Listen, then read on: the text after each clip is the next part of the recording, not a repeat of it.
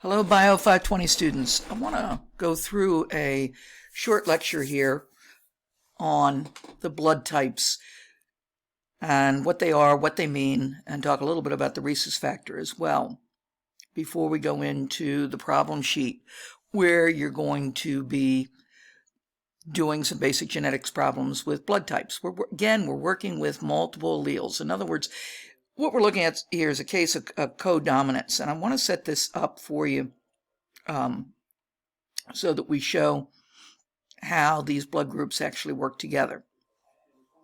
Your textbook chooses to use the uppercase I to represent a dominant trait, in other words, one of the antigens, and a lowercase I to represent the O, which is a non-antigen. O, think of as an empty set. So we're looking at 4 different blood groups here. We have blood group A, blood group B, blood group AB, and blood group O. Then if you look at the genotypes over here, we see it's 2 uppercase I's with the A kind of as a hypertext there. Then A can also be an uppercase A, or uppercase I rather, with the uppercase A as a hypertext, and then lowercase I. And what this would represent is an O. So A blood group can be the genotype AA or AO. Blood group B, which has the B antigen. It could be uppercase I with the hypertext B. So it's BB, or it could be uppercase I with the hypertext B, and then the lowercase I representing O, so it could be BO.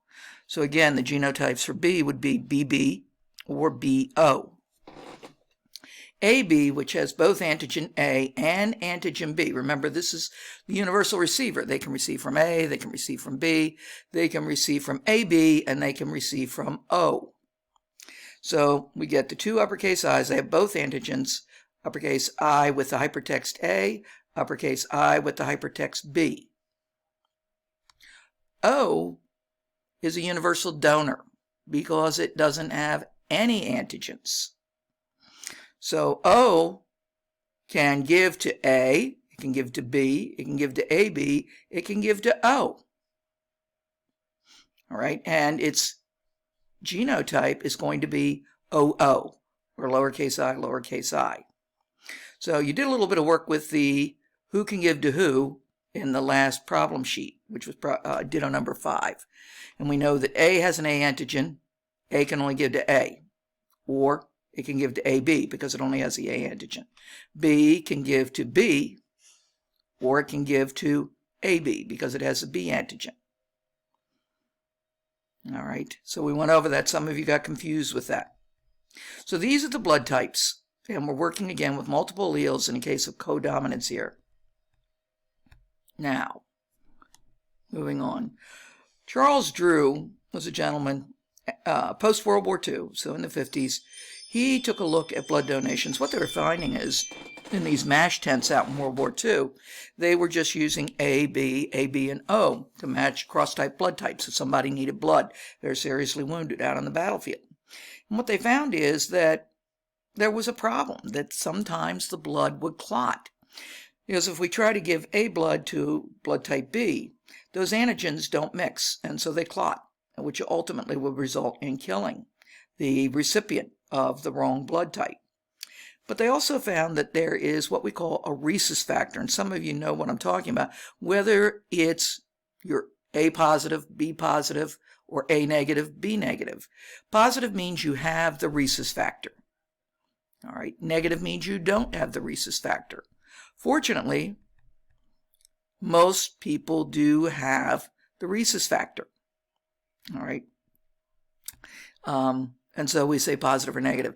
In the problems we're going to be doing with blood type A, blood type B, AB, and O, you're going to be finding we're not going to consider the Rhesus factors. We're just looking at setting up these problems and looking at these blood groups and who can actually pass, how we pass it from one organism to another or one person to another.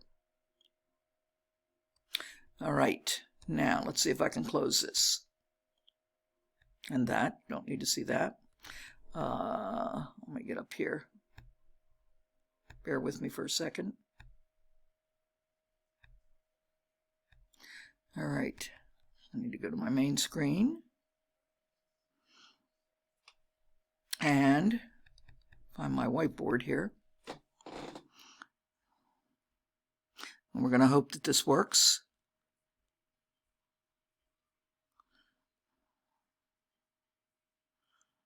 All right, somewhere there is a whiteboard. I got to get rid of this. All right, here we go. And we're going to see how well I work with this. So guys, when we have these problems, let's set up the phenotype genotype chart again. And bear with me. So we got the phenotype. And again, the genotype chart. So we have A, B, AB, and O. I'm going to make this a little bit bigger. A, we know, can be AA or AO. B can be BB or BO. AB is only AB, and O is only O. All right, so there's our phenotype genotype chart that we're going to be setting up. And so if we cross a person that is type A, so we have an A parent, and they're homozygous for A, with a type B parent that is homozygous for type B. And we set up our Punnett Square. We have AA crossed with a BB. And what we're going to get, you would call a hybrid, or we end up with 4 to 0 blood type AB. Now, let's change some things up for a minute. Let's make, instead of AA, let's make them both hybrids. Let me take this off.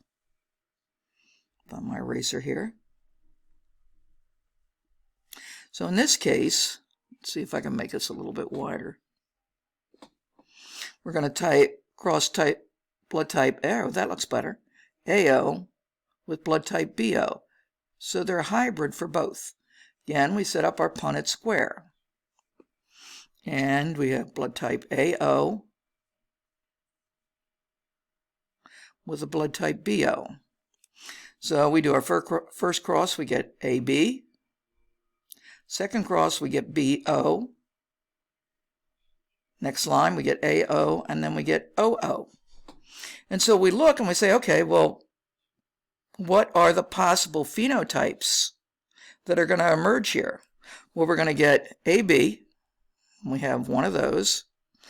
We have blood type B, which is right over here. We have one of those. We have blood type A, which is right there. We have one of those, and we have blood type O, and we get one of those. So we get 1 to 1 to 1. It's supposed to be dots. All right, so we get 1 to 1 to 1 to 1 with AOBO. All right, so it's a little bit, you've got to set up this phenotype genotype chart in order for this to make sense.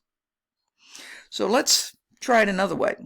Suppose I have a situation, and let's erase this chart. That's not very good.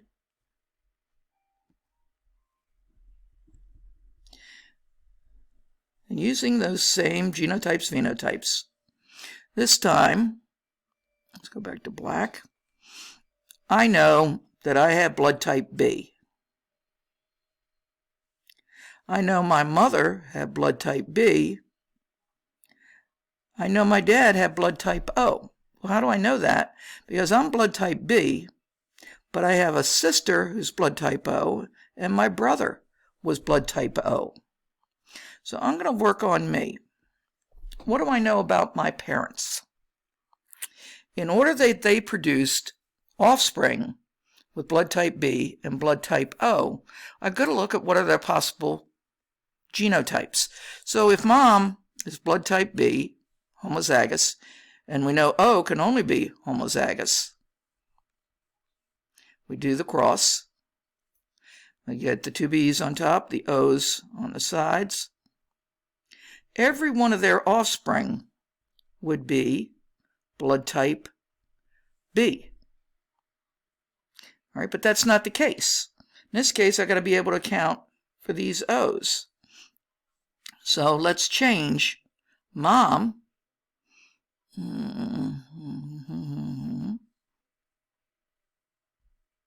and we'll make her BO. And we'll take this off.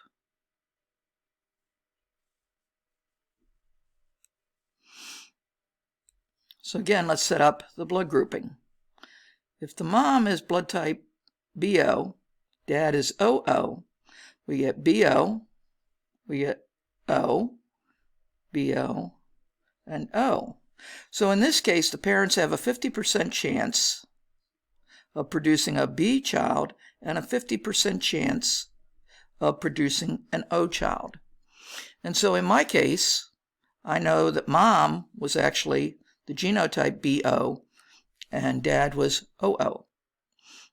Now you're going to be working on the problem sheet where you're doing these same type of genetic problems. You got to remember how important it is to set up that phenotype genotype chart. So again, if we've got blood type A, it can be AA or AO, or uppercase I with the A's on the top, uppercase I, lowercase I with the A at the top. And the same thing for B and so on. AB, remember, is only going to be, AB is going to only be AB, and O is only going to be OO. All right, so you're going to set this up and continue to do those problem sheets. I'm going to also load a video for you, probably the Amoeba Sisters, that will help you work with these genetic problems as well and help you understand how to work with these blood group problems. If you have any problems, any issues, shoot me an email and I will try and help you resolve those. Good luck, have fun, miss you guys, take care.